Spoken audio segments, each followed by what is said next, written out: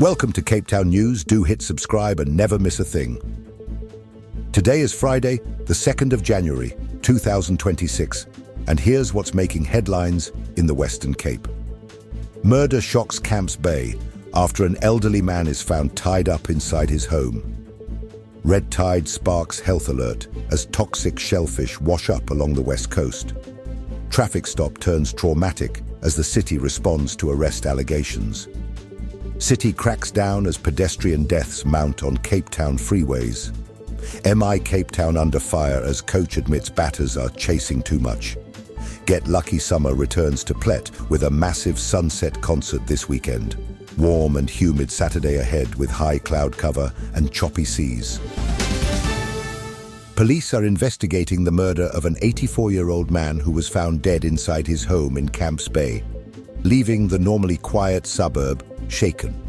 The victim was discovered by his daughter shortly before 1 o'clock on Tuesday afternoon at his Franklin Road residence, after which emergency services were alerted. Western Cape Police spokesperson Sergeant Wesley Twigg confirmed that officers opened a murder case after the man was found with his hands and feet tied. Police say there were no immediate signs of forced entry, raising questions about how the perpetrator gained access to the property.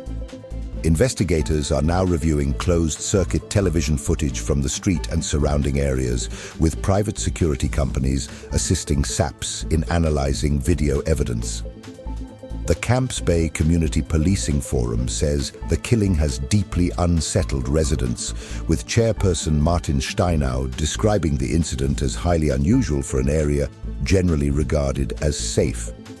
He added that while there is no indication of an immediate threat to the wider community, Cape Townians remain on edge.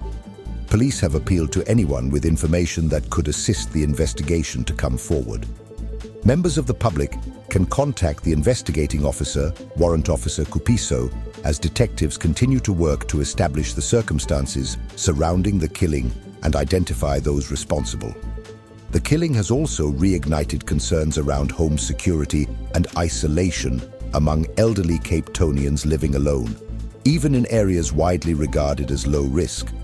Community leaders say the incident highlights the need for regular check-ins, stronger neighborhood watch coordination, and improved communication between residents and private security providers. While police stress that there is no evidence of a broader crime pattern at this stage, the case has served as a stark reminder that violent crime can occur anywhere, regardless of location or perceived safety. A harmful algal bloom, commonly referred to as red tide, has struck parts of the Cape West Coast, prompting urgent public health warnings as large numbers of shellfish wash ashore dead. The Department of Forestry, Fisheries and the Environment has confirmed that toxic algae have caused mass mortalities of white mussels, whelks and other marine life along St. Helena Bay and Elands Bay, with the situation developing over the past 48 hours. Authorities say the affected shellfish were likely paralyzed before dying, leaving them unable to burrow and vulnerable to being dislodged by wave action.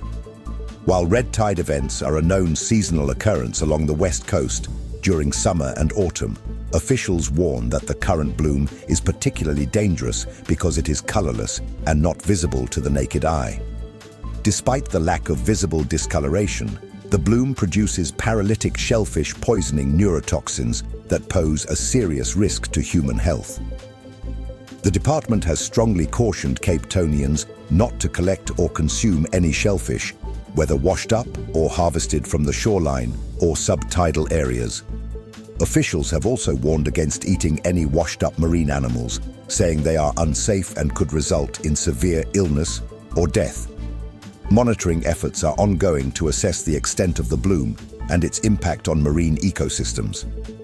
Similar harmful algal bloom events in recent years have led to widespread marine die-offs, swimmer warnings, and even mass rock lobster walkouts along the west coast. Authorities are urging the public to heed official guidance and avoid affected areas until the coastline is declared safe. Environmental experts say warmer sea temperatures, calm ocean conditions, and nutrient-rich waters can accelerate the formation of harmful algal blooms along the west coast.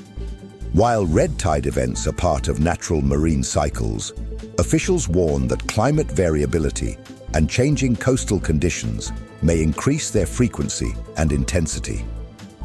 Authorities say continued monitoring and public cooperation are critical to limiting health risks and protecting marine ecosystems until the bloom dissipates naturally. The incident follows a case previously reported by us on the 30th of December under the headline, "Traffic Fine Turns into an Arrest. Could This Happen to You?" which raised public concern about motorists being detained during routine traffic stops due to outstanding warrants and disputed fine payments. That report has now been followed by a detailed response from the City of Cape Town after a motorist alleged she was mistreated during her arrest at a roadblock. Nonkosi Nogaga says, "What should have been a celebratory graduation day ended with her being arrested at a Wynberg roadblock while taking her 6-year-old daughter to school. She claims she had paid all outstanding speeding fines using a mobile application, but officers demanded immediate payment of 1,500 rand. Believing this to be an attempt at soliciting a bribe, she refused and was arrested. Nogaga says her daughter was left traumatized and that she was later held in poor conditions at Wynberg police station, where she was denied access to her belongings and her vehicle was seized. The City of Cape Town has strongly rejected claims of misconduct. Traffic Services spokesperson Kevin Jacobs said an internal review confirmed that a valid double warrant for Nogaga's arrest was still outstanding at the time of the stop. He explained that officers are legally required to execute such warrants and cannot issue warnings in those circumstances. Jacobs said no payments are ever taken directly by officers and that motorists are referred to official on-site cashier facilities when payment is required. Jacobs added that a female officer transported Nogaga's daughter to school in her own vehicle at her request, and that Nogaga retained her belongings while under the supervision of Traffic Services. He said the city cannot comment on her treatment once she was handed over to SAPS, but confirmed that her vehicle was locked and the keys returned to her. The city says it takes allegations against its officers seriously and has called on Nogaga to submit a formal written complaint so a full investigation can proceed. Officials have also warned motorists to ensure that fines are paid through official channels and that warrants are formally cleared, saying misunderstandings around third-party payment services may contribute to situations escalating at roadblocks. The City of Cape Town has stepped up its freeway safety drive in an effort to reduce pedestrian fatalities, particularly during the high-risk festive season period. Traffic Services has intensified a combined approach of education, awareness, and enforcement to prevent pedestrians from entering high-speed freeway routes where the risk of fatal collisions is significantly higher. According to the city, up to 250 pedestrians have been fined since the start of December for unlawfully walking on freeways. Traffic Services spokesperson Kevin Jacobs said extensive awareness operations were conducted prior to enforcement, with officers engaging directly with pedestrians to explain the dangers and direct them to safer designated routes. Despite these efforts, authorities say some individuals continue to place themselves and motorists at risk by entering freeways, often forcing drivers into sudden evasive maneuvers. Recent statistics underline the urgency of the campaign, with pedestrians accounting for nearly half of road fatalities in the Western Cape during the past 2 weeks. Motorists are being urged to remain vigilant, particularly at night and in poorly lit areas, while pedestrians are reminded that freeways are strictly prohibited zones for foot traffic. The city says the enforcement drive will continue as part of its broader road safety strategy. MI Cape Town head coach Robin Peterson has admitted his side is placing excessive pressure on its batters after another heavy defeat left the defending champions winless in the SA20 competition. MI Cape Town were bowled out for 135 while chasing a daunting target set by the Pretoria Capitals at a packed Newlands. Peterson said the issue is not a lack of intent, but consistently having to chase totals that are too high. He explained that being 30 runs behind the required pass score, each innings puts batters under strain and makes successful chases unrealistic. While acknowledging execution issues with the ball, he stressed that the campaign has been stop-start, with one match washed out and limited rhythm so far.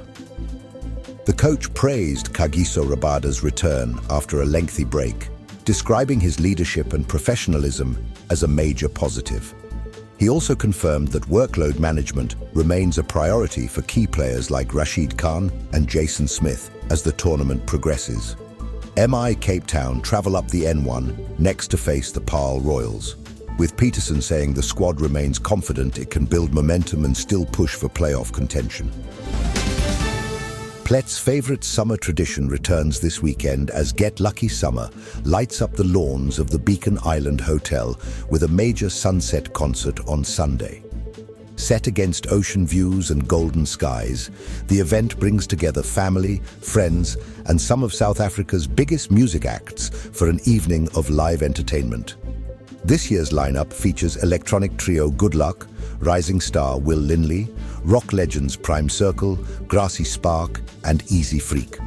Organizers promise world-class performances, fully stocked bars, and gourmet food from the Beacon Island's award-winning kitchen. Tickets are available online via Howler, with early booking encouraged as prices increase at the gate. The event is family-friendly, with discounted options for children and special access rules in place for under 18. Concert goers are advised to arrive early, carpool where possible, and plan ahead for limited parking. Here are your money, commodities, and crypto updates. Starting with the major currencies. The US dollar is trading today at 16 Rand and 54 cents. The British pound stands at 22 Rand and 27 cents. And the euro will cost you 19 Rand and 43 cents. Moving to the commodities market. Gold is priced at 2,328 Rand and 68 cents per gram. Silver is trading at 39 Rand and 32 cents per gram. Platinum is valued at 1,120 Rand and 76 cents per gram. And Brent crude oil is trading at $61.14 per barrel. In the cryptocurrency market, today Bitcoin is valued at 1,466,148 Rand. Ethereum is trading at 49,823 Rand. Meanwhile, Ripple XRP is priced at 30 Rand and 99 cents. And finally, Solana is trading at 2,099 Rand. These figures reflect the latest available market data and may shift as global trading continues through the day. Looking ahead to Saturday, Cape Town can expect a warm and humid day with high-level cloud cover lingering from morning through evening. Temperatures will reach a high of 25 degrees with a low of 19, while Paarl heats up to 34 and Stellenbosch peaks at 28. Humidity will sit around 85%, but no rainfall is expected. A gentle southeasterly wind will blow at just under 10 kilometers an hour. At sea, conditions turn more energetic with a southwesterly swell of 2.2 meters at a 14-second period, so caution is advised for coastal activities. High tide is at 3:05 and again at 15:19, with low tides at 9:13 and 21:36. The sun rises at 5:40 and sets at 20:01. The ultraviolet index remains very high, so extra sun protection is essential, especially if you're heading to outdoor events this weekend. With that, we conclude today's bulletin, and now you know what's happening in the mother city.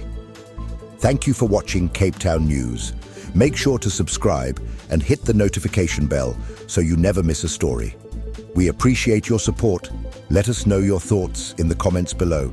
And don't forget tomorrow's Cape Town News drops right here on YouTube at 3 p.m. Until next time, stay safe, informed, and connected.